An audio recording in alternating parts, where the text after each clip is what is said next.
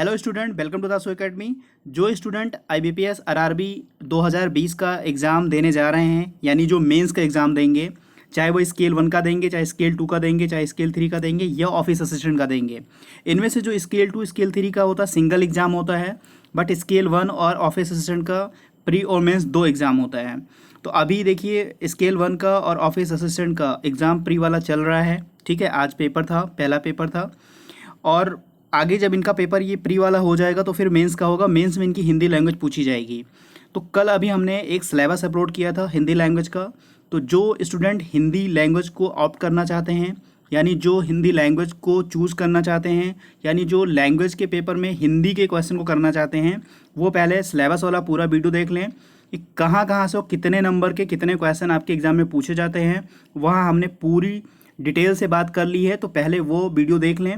उसके बाद ये वीडियो देखेंगे जिसमें हमने शामिल किया है रिक्त स्थान की पूर्ति करना, यानी फिल इन द ब्लैंक्स आपको कैसे करने हैं और किस तरह के क्वेश्चन आते हैं, मैंने आपको यहाँ पे बताया है। और दूसरा है त्रुटि को ढूंढना, यानी एरर को कैसे हमें छांटना होता है, ठीक है, हिंदी के सेक्शन में। तो चलिए बस आज शुरू करते हैं वीडियो। अगर आज आप चैनल पे नए हैं तो चैनल को सब्सक्राइब कर लें, साथ ही लगा बेल आइकन प्रेस कर दें जिससे आपको लेटेस्ट वीडियो का नोटिफिकेशन तुरंत मिले। वीडियो को लाइक कर दें, अपने दोस्तों के साथ शेयर कर दें और कमेंट करके बताएं वीडियो कैसा लगा। स्टूडेंट, मैंने आपको सिलेबस में बताया था कि जो टॉपिक मेरा है रिक्त स्थान की पूर्ति करना और उसको पूर्ति करके एक अर्थपूर्ण वाक्य बनाना, ठीक है। इससे 5 क्वेश्चन आपके एग्जाम में टोटल पूछे जाते हैं। 5 क्वेश्चन आपके एग्जाम में आते हैं, ये मैंने आपको सिलेबस में डिस्कस कर लिया है। तो बस चलिए देखते हैं कि फिल इन द ब्लैंक्स किस तरह के क्वेश्चन आते हैं।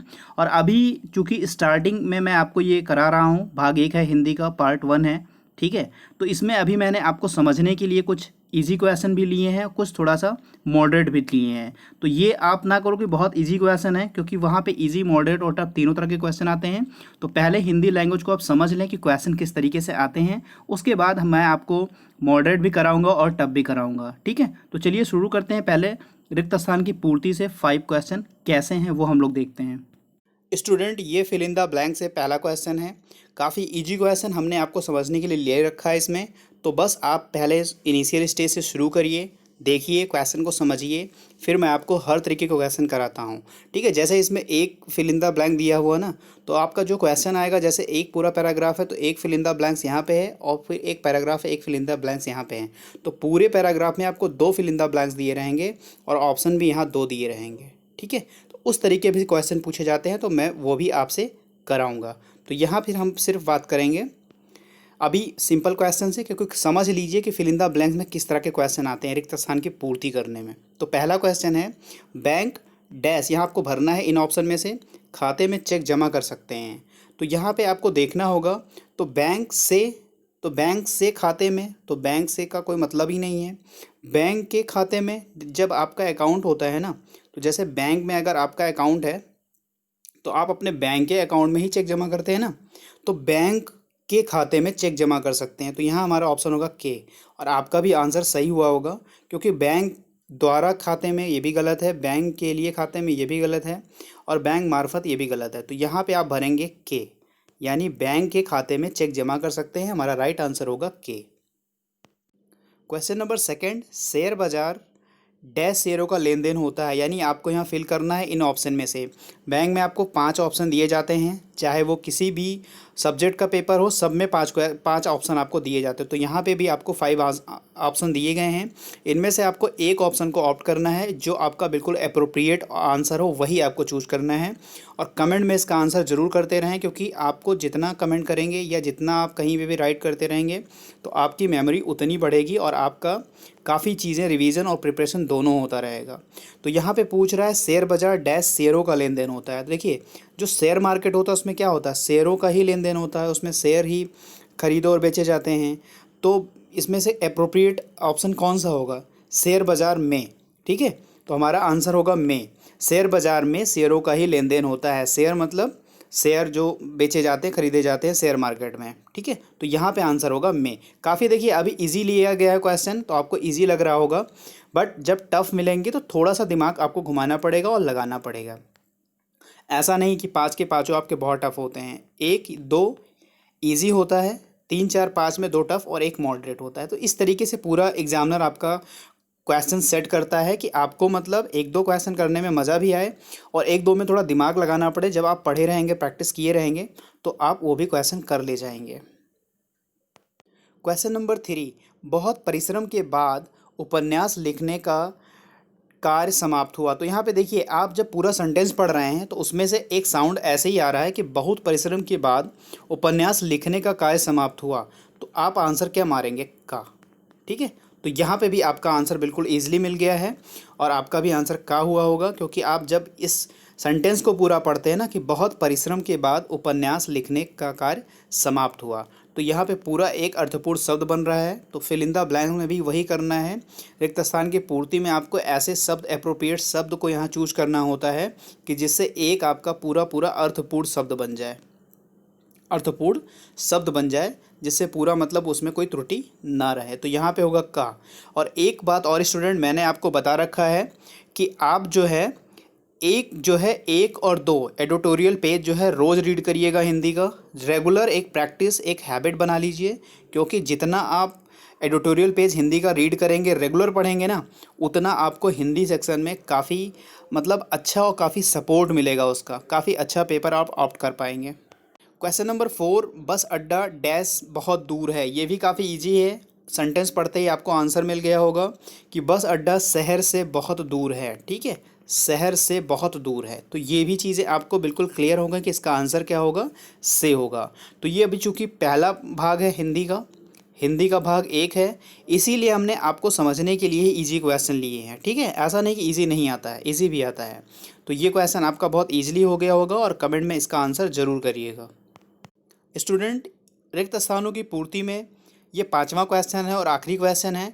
टोटल रिक्त स्थान की पूर्ति यानी जो फिल इन द ब्लैंक्स होता है, उसमें टोटल 5 क्वेश्चन आपके एग्ज़ाम में आते हैं। तो ये पहली चीज़, आप सिलेबस जहाँ से क्वेश्चन आते हैं उनको दिमाग में पूरा पूरा बैठा लीजिए, फिर आप क्वेश्चन को आराम से कर पाएंगे। तो जैसे क्वेश्चन है कि अरबी फ़ारसी मुग़ल काल के दौरान डैश की भाषा थी। ठीक है, यहाँ पे देखिए थोड़ा सा ये मॉडरेट क्वेश्चन है। आपको जब आप एडिटोरियल रेगुलर पढ़ते रहेंगे ना, तो आपकी एक हैबिट बनेगी रीडिंग की। और रीडिंग की हैबिट तब बनती है जब आप रेगुलर कोई भी एडिटोरियल पेज पढ़ते रहेंगे, चाहे वो हिंदी का है या इंग्लिश का है। तो जिनको मतलब हिंदी देना है तो हिंदी एडिटोरियल पेज ज़रूर पढ़ें। तो अरबी फ़ारसी मुग़ल काल के दौरान जो भाषा थी वो कौन सी? काम की भाषा थी, राजाओं की भाषा थी, शासन की भाषा थी, पर्यटन की भाषा थी, नाटक की भाषा थी। तो चूँकि अरबी फ़ारसी मुग़ल काल की बात कर रहा है, तो मुग़ल काल में, ठीक है, वो शासन की भाषा थी, शासन। तो आप यहाँ भरोगे शासन की भाषा थी, ना कि काम की, ना कि राजाओं की, ना कि पर्यटन की, ना कि नाटक की। ठीक है, तो आप यहाँ देखिए कुछ थोड़ा सा मॉडरेट जब आपको मिला क्वेश्चन, तो काफ़ी मतलब थोड़ा आपको लगा होगा कि हाँ, राजाओं की भाषा भी हो सकती है, नाटक की भाषा भी हो सकती है, काम की भाषा हो सकती है, बट आप इसका अप्रोप्रिएट आंसर होगा शासन की भाषा। तो अरबी फ़ारसी मुग़ल काल के दौरान शासन की भाषा थी। ठीक है, तो ये चीज़ें आपको पता हो गई। तो ये 5 क्वेश्चन आपके रिक्त स्थानों की पूर्ति से हो गए।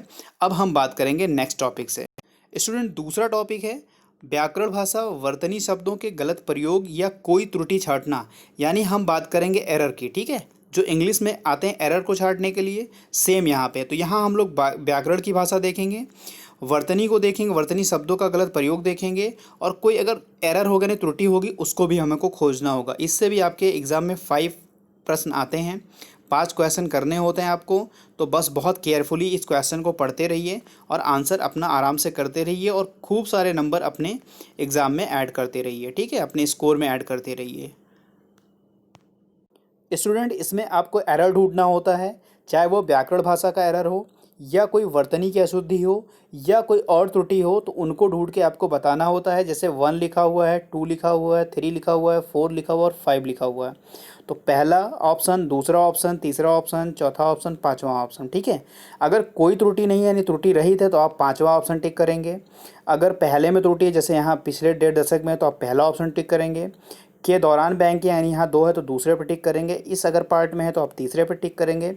इस पार्ट में अगर कोई एरर है तो आप चौथे पे टिक करेंगे। ठीक है, तो ये 5 ऑप्शन दिए रहेंगे। तो ये जो 1 2 3 4 लिखा हुआ है, आप इसे ऑप्शन समझ लें, या सीधे सीधे आपके ऑप्शन में लिखा रहेगा, पहले पे लिखा रहेगा पिछले 1.5 दशक, दूसरे पे के दौरान बैंकिंग, तीसरे पे जगत में, ठीक है, चौथे में तेजी परिवर्तन हुए हैं और पांचवा त्रुटि एरर, ठीक है, त्रुटि रहित। तो आपको इसी में से ऑप्शन चुनना रहेगा। तो यहीं पे भी आप 1 2 3 4 5 करके अपना आंसर कमेंट बॉक्स में दे सकते हैं। ठीक है, तो चलिए पढ़ते हैं क्वेश्चन, देखते हैं। जैसे क्वेश्चन इसको पढ़िए, क्या है कि जैसे पहला है पिछले 1.5 दशक के दौरान। ठीक है, पूरा पूरा एक सेंटेंस निकल के आ रहा है कि पिछले 1.5 दशक के दौरान बैंकिंग जगत में, तो बिल्कुल यहाँ तक कोई एरर दिख नहीं रही है। बाकी हम आगे पढ़ते हैं कि पिछले 1.5 दशक के दौरान बैंकिंग जगत में तेजी परिवर्तन हुए हैं। ठीक है, तेजी परिवर्तन, यहाँ पे एरर देखिए मुझे मिल गया, यानी हमारा ऑप्शन होगा, ऑप्शन 4 होगा, तेजी परिवर्तन हुए हैं। ठीक है, ये हमारा त्रुटि होगा यहाँ पे, क्योंकि तेजी परिवर्तन हुए हैं, ये थोड़ा सेंटेंस जो है व्याकरण की अशुद्धि लग रही है यहाँ पे। तेजी से अगर हम लोग लगा देंगे, तेजी से, ठीक है, परिवर्तन हुए हैं, तो हमारा सेंटेंस बिल्कुल कंप्लीट हो जाएगा। तो कह सकते हैं हम लोग कि पिछले 1.5 दशक के दौरान बैंकिंग जगत में तेजी से परिवर्तन हुए हैं। तो हमारा आंसर यहाँ पे हो जाएगा आंसर 4, यानी तेजी से परिवर्तन हुए हैं। और हम इसी को मार्क करेंगे कि हमारा आंसर यही है, यहाँ पे हमें एरर मिल गया है।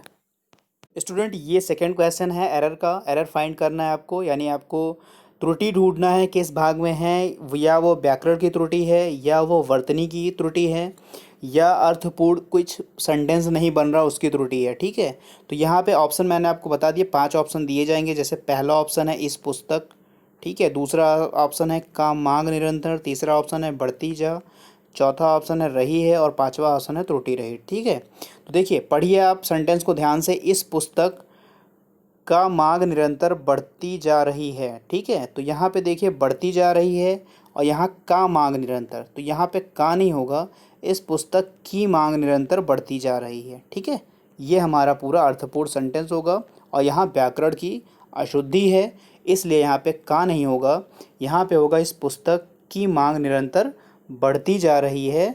तो हमारा आंसर होगा किस में त्रुटि होगी हमारी, ऑप्शन 2 में, यहाँ पे त्रुटि होगी। और ऑप्शन 2 के सामने लिखा रहेगा का मांग निरंतर। ठीक है, यही हम आंसर टिक करेंगे, इसी में हमें त्रुटि मिल गई है, क्योंकि हमारा जो सेंटेंस अर्थपूर्ण बनेगा वो बनेगा इस पुस्तक की मांग निरंतर बढ़ती जा रही है। स्टूडेंट, ये है क्वेश्चन नंबर 3। और जैसा कि मैंने आपको बता रखा ऑप्शन कैसे रहेगा, जैसे पहला ऑप्शन ये रहेगा, ठीक है, विद्वानों के, पहला ऑप्शन ये रहेगा, दूसरा ऑप्शन अतिरिक्त विद्यार्थियों, तीसरा ऑप्शन द्वारा भी इसका सामान, और चौथा ऑप्शन संदर्भ के लिए प्रयोग किया जा सकता है, और पांचवा आंसर जो होगा, पांचवा ऑप्शन होगा त्रुटि रहित। तो यहाँ पे आपको बताना है कि इनमें से किस पार्ट में त्रुटि है, वो व्याकरण संबंधी त्रुटि है, या वर्तनी शुद्धि त्रुटि है, या कोई ऐसा सेंटेंस है जिससे पूरा वाक्य हमारा सही से बन नहीं रहा है, या कहाँ पे एरर है, ये आपको त्रुटि ढूंढनी है इस पूरे सेंटेंस में। तो हम लोग पढ़ेंगे, देखिए कुछ चीज़ें आप लोग और जान लीजिए। जैसे ये विद्वान विद्वान लिखा हुआ है, विद्यार्थी लिखे हुए हैं। चूँकि एग्ज़ाम में क्या होता है, जब वो पेपर बनाते हैं तो किसी चीज़ से ट्रांसलेट कर लेते हैं। ट्रांसलेशन में कुछ जैसे विद्वानों का ये वर्ड ही ऐसे लिखा आएगा, तो यहाँ पे जो हमारा एक वर्तनी शुद्धि आती है ना, वो नहीं है। ठीक है, जैसे विद्वानों आप ऐसे लिखते हो, ठीक, किताब में भी आपको विद्वानों ऐसे दिखेगा। विद्यार्थी आप ऐसे लिखते हो ना, विद्यार्थियों ऐसे लिखते हो, तो ऐसे किताब में दिखेगा। तो इससे आपका ये वर्तनी त्रुटि नहीं मानी जाएगी। कुछ वर्ड आप ऐसे ध्यान कर लें कि ये ऐसे ही लिखे जाते हैं। ठीक है, ये एरर नहीं है, क्योंकि वो ट्रांसलेट जिससे भी करते हैं, जिस भी फ़ॉन्ट से करते हैं, तो उसमें ये शुद्ध माना जाता है। ठीक है, इतना आप यहाँ समझ लें। तो चलिए पढ़ते हैं विद्वानों के, तो यहाँ पे बिल्कुल सही है, अतिरिक्त विद्यार्थियों। ठीक है, यानी यहाँ विद्वानों के अतिरिक्त विद्यार्थियों की बात कर रहा है। यहाँ पे कुछ एरर दिख रहा है, हम आगे भी पढ़ेंगे। विद्यार्थियों द्वारा भी इसका सामान्य संदर्भ के लिए प्रयोग किया जा सकता है, तो आगे पूरा सही है। यहाँ पे विद्वानों के अलावा, ठीक है, नहीं, विद्वान भी हैं, उसके अलावा क्या है, विद्यार्थी भी हैं, द्वारा उनका सामान्य संदर्भ के लिए प्रयोग किया जा सकता है। तो हमारा आंसर जो होगा, आंसर 2 होगा, अतिरिक्त विद्यार्थी। ठीक है, अतिरिक्त विद्यार्थी, तो इसमें त्रुटि है। तो यहाँ विद्वानों के अलावा होगा, ठीक है, विद्यार्थियों द्वारा भी इसका समान संदर्भ के लिए प्रयोग किया जा सकता है। तो हमारा आंसर होगा ऑप्शन 2।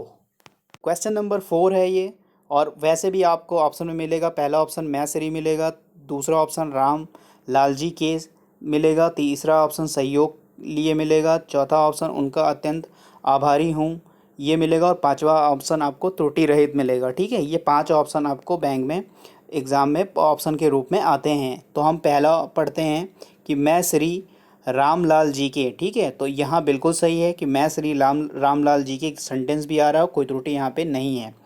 सहयोग लिए, ठीक है, क्या लिए, सहयोग लिए नहीं होता है, सहयोग के लिए। ठीक है, सहयोग के लिए उनका अत्यंत आभारी हूँ। ठीक है, आपको यहाँ गलती मिल गई, यानी त्रुटि हमें मिल गई, व्याकरण वाली त्रुटि है यहाँ पे। तो ये चीज़ हमने फाइंड आउट कर ली। हमारा आंसर होगा ऑप्शन 3, सहयोग लिए। सहयोग लिए, क्योंकि यहाँ पे सहयोग के लिए उनका अत्यंत आभारी हूँ। तो देखिए क्वेश्चन ये भी इजी ही लग रहे हैं आपको, क्योंकि इजी अभी मैंने लिया है, क्योंकि ये पार्ट 1 है, भाग 1 है हिंदी का। तो यहाँ पे आपको इजी क्वेश्चन मैं करा रहा हूँ। पहले आप पूरी कैसे क्वेश्चन आते हैं उनको समझ लीजिए ना, फिर मैं आपको मॉडरेट और टफ कराऊँगा। ठीक है स्टूडेंट, ये आपके एरर यानी त्रुटि छाँटने का 5वां और अंतिम क्वेश्चन है। मैंने इसमें 5 क्वेश्चन लिए थे, फिल इन द ब्लैंक्स के, यानी रिक्त स्थान को भरो और उनका अर्थपूर्ण शब्द बनाओ। और 5 क्वेश्चन लिए थे आपके त्रुटि को छाटिए, चाहे वो व्याकरण संबंधी हो, वर्तनी शुद्धि हो, या आपके पूरे सेंटेंस का कोई मतलब पार्ट गलत हो, ये सारी चीज़ें आपको छाटनी है। तो ये 5वां क्वेश्चन पढ़ते हैं, देखते हैं किस पार्ट में एरर है। जैसे कुछ प्रचलित बैंकिंग शब्दों को, ठीक है, जैसे कुछ बैंकिंग टर्म होते हैं उनको क्या होता है, अपनाया गया है। तो ज्यों त्यों अपनाया गया ये वर्ड इस्तेमाल नहीं किया जाता है। तो हमारा आंसर जो होगा 3, ज्यों त्यों। ठीक है, ये वर्ड गलत है यहाँ पे ये नहीं होना चाहिए। ठीक है, तो बस ये कुछ 5 क्वेश्चन आपके ये थे, और 5 क्वेश्चन ये, दोनों मतलब इजी थे। इसमें कोई क्वेश्चन आप टफ़ नहीं कह सकते हो, तो सारे इजी थे, सिर्फ आपको समझने के लिए। ये भाग 1 है, और आपको आगे आने वाले टाइम पे भाग 2, भाग 3, भाग 4 ऐसे करके मिलेंगे, और सब में आपका लेवल थोड़ा सा इंक्रीज होता जाएगा। तो हम टॉपिक वाइज कराएंगे, जैसे मैंने आपको आज 2 टॉपिक करा दिए।